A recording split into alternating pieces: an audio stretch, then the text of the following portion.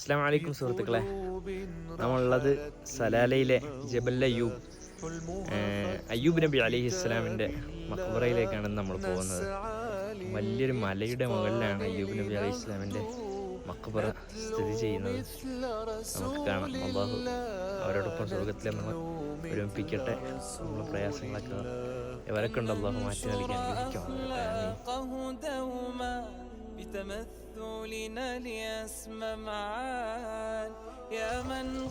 സുഹൃത്തുക്കളെ, എൻ്റെ ബേക്കിൽ കാണുന്ന ഈ കുളം കണ്ടില്ലേ?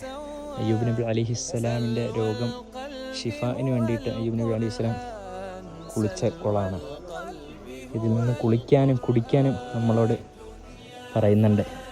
ഖുർആനിൽ പറഞ്ഞിട്ടുണ്ടല്ലോ, അയ്യൂബ് നബി അലൈഹിസ്സലാമിൻ്റെ രോഗം വന്നപ്പോൾ അള്ളാഹ് കുടിക്കാനും കുളിക്കാനും പറഞ്ഞ കുളമാണത്. അള്ളാഹു നമുക്ക് വരാനും ഇവിടെ കുളിക്കാനും കുടിക്കാനും ഒക്കെ തൗഫീഖ് നൽകട്ടെ. ആമീൻ റബ്ബിൽ ആലമീൻ. ഒരുപാട് ആളുകൾ വന്ന് ബർക്കത്തെടുക്കുന്നുണ്ട്.